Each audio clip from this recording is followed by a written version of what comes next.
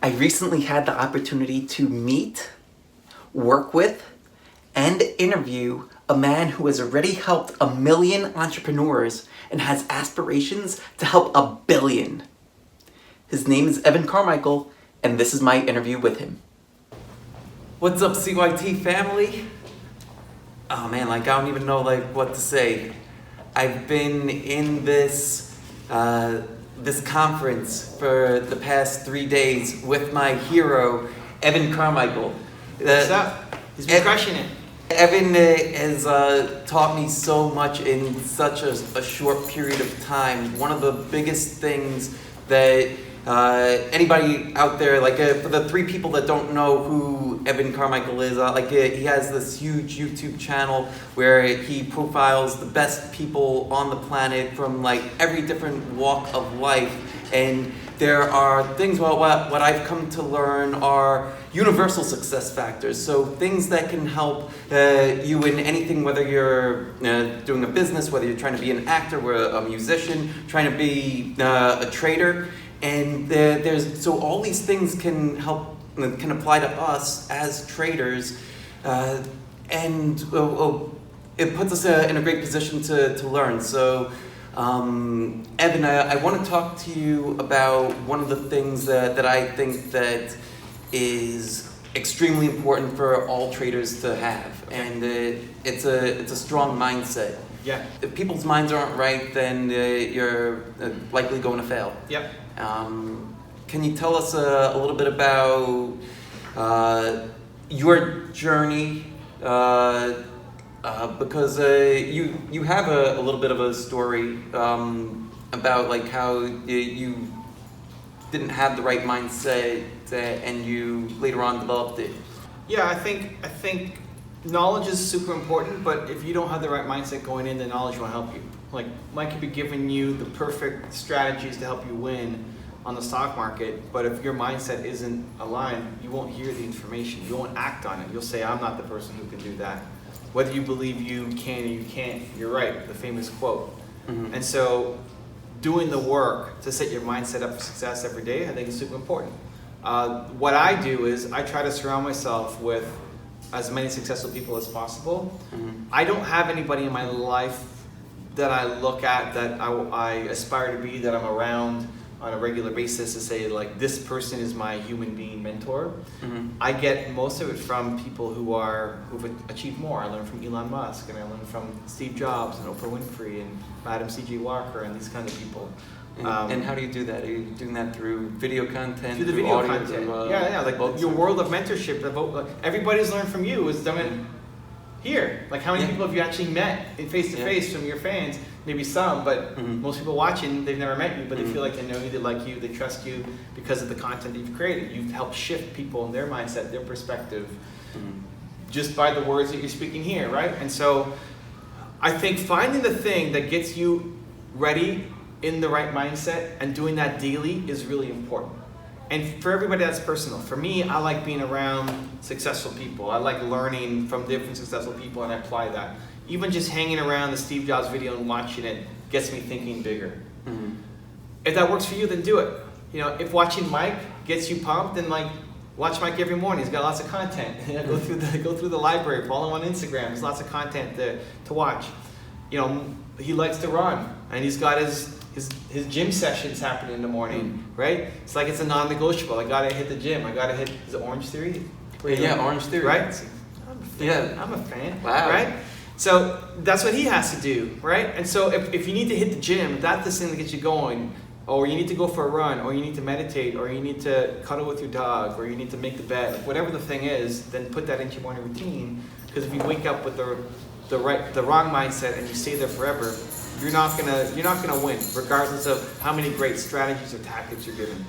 Another important thing that I feel that I've personally gotten out of this 3-day workshop has been about vulnerability, and how one of the big lessons that I've learned is that vulnerability it's not a weakness, it's a strength, and the more that we're able to personally share, the more it allows other people to open up as well. Then by us doing that, it's kind of like kind of like acting like a shield for other people to be able to express themselves. Yeah. Well, here's an example. Like, let's put that in the trader perspective. If you're trying to teach traders how to trade, and you come across, like, if anybody's trying to build a team and you're trying to teach other people how to do it, if you come across as this person who's always confident, who believes in every single trade, who never makes a mistake, who's this like super alpha, and it's just eat garbage for breakfast, and like it's easy, I got it, no problem. That's a hard person to connect to. What's more inspiring is the person who has felt the fear of making a big trade that might be a sizable amount of their potential portfolio, and feeling the fear of, what if this doesn't work? What if I take a big loss on this, right? It's not just on paper anymore. Like, this is real money. It's not monopoly anymore. But they trusted the process. They trusted the research. They trusted their gut, and they went with it. That's somebody who you can more easily have a conversation with and learn from and see as a leader than somebody who looks like they have it all together all the time. Because, by the way, nobody has it all together all the time. Yeah, no. Like, we're all just here on this planet all trying to figure it out. Yeah. Yeah, everybody has their path and their obstacles that they needed to overcome. Like, well, one of my favorite quotes, actually comes from Harry Potter. Okay, nice. Yeah, like, I forget which Harry Potter movie it came from, but it was talking about he was in a room and he had like a horrible teacher. They didn't want to teach him about the dark arts, and so Harry was going to teach them what he had learned through fighting all these incredible things. And he's like, like every great wizard started out exactly where we are right now. Like, if they were able to do it, why can't we? Yeah, and that's the power of modeling success. Like, finding people who have done it, look at their early career. It wasn't just handed to them.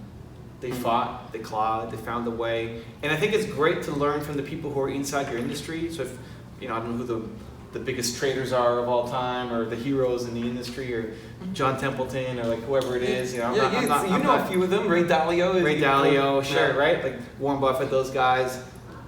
You can learn a lot from them and their mindset, their perspectives, right? Like, you want to be the next Ray Dalio.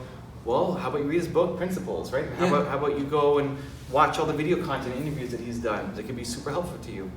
That plus, you can learn success from anybody who's had success that you look up to. So I think if you love Steve Jobs, you can learn from him. And you're more likely to take the lessons because he means something to you personally, right? If you love Mel Robbins, then learn from her, even though she's not a trader. Because everything she's talking about can still be applied to trading, and you'll pay attention because you like her message. So I think it's great to have aspirational heroes that you're learning from, both within your field and outside your field. Absolutely. Yeah, couldn't agree more with that. Let's talk about planning. Like just to set up this, right? Like, it's super incredibly organized. How do you go about organizing, planning, like things like that? Like, how do you plan like far in advance? So that's part of, I think it starts with self-awareness. You gotta understand what your strengths are, what your weaknesses are. In general, I'm fairly good at keeping a structure, keeping things organized, keeping things on time, putting things in a schedule, making sure that the studio space is free, and getting enough chairs and tables and all that. That's a general good skill set that I have.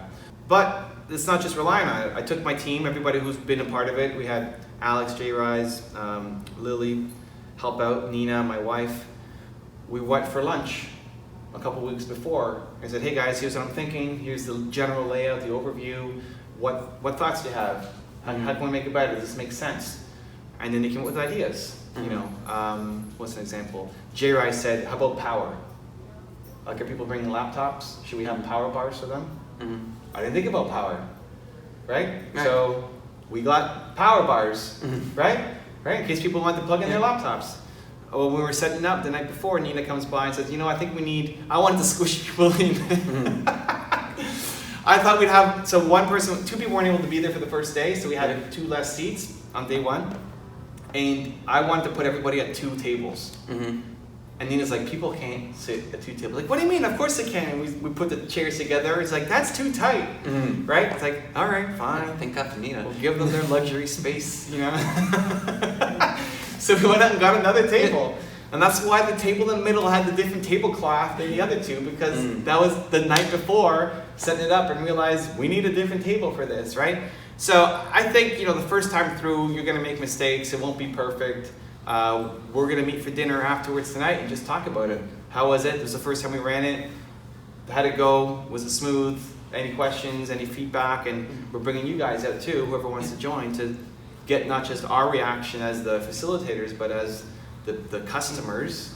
How was the experience, right? Because that's how you make it better. I think that's an interesting point too. So did you come into it expecting like certain things not to work, like, or like not like specific, but like just like overall, like, yeah, like there could be things that don't go exactly right?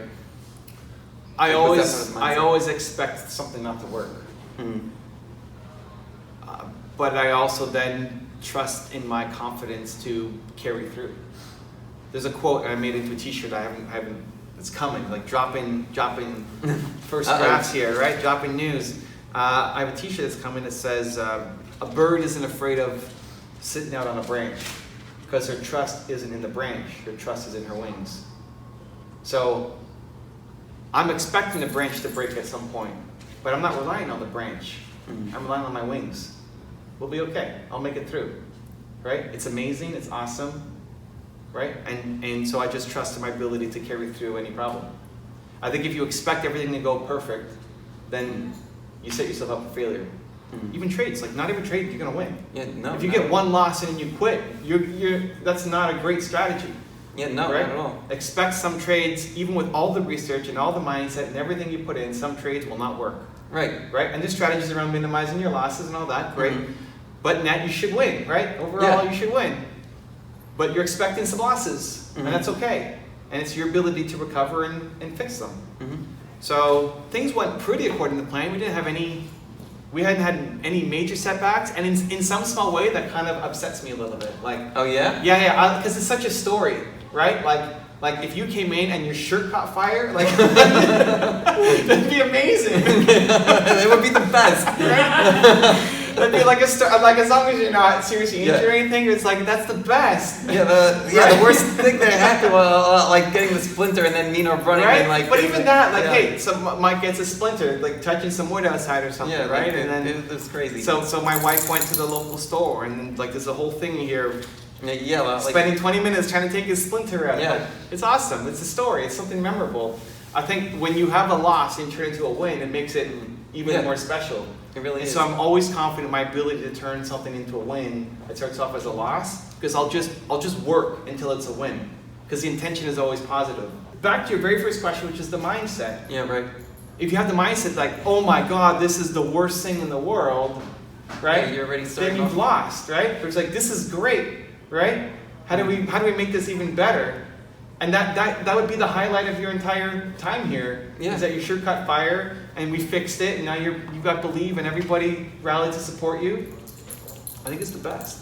That's just the mindset that I'll take into everything, and then it actually becomes the best. Because you take a standard thing that people expect and you turn it into some fun, unexpected thing from what people expect to be negative. Is there any final thoughts? Like, final thoughts. I would just say,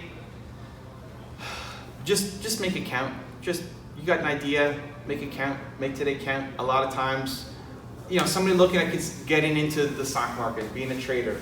A lot of people, it's a dream, and they're just following along and they're consuming content. You're hearing Mike every day, you're getting content, but you don't do anything. And you figure you have lots of time, like, oh, okay, next week, and like it just never ends up happening. If it's an inkling, if it's something that you want to do, then just find a way to do it. Find the smallest possible way to get started. There's you got Mike holding your hand, like giving it to you, right? There's a lot of people who want you to win. And so just finding a way to get started and say yes and bet on yourself. That idea you got in here, find some small way to get started today. I love it. Just do it. Thanks so much, Evan. Appreciate everything. Love it, man. Take care. I love you, man. Love you too.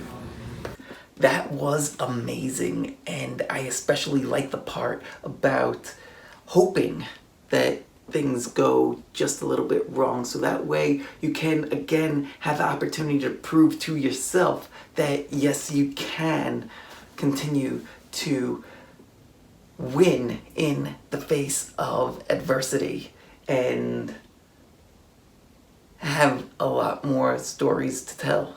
Thank you so much, Evan, for being on this channel, being with us, and for sharing your knowledge with us. I encourage you to check out Evan's channel. I will link it up here. I will link it down in the description below. Thank you so much for watching. I really, really appreciate it, and so does Evan. If you have any questions for myself or for Evan, leave it down in the comment section below, and we would love to help you. Thanks so much for watching, and I'll see you again in the next video. Take care, and have a great day.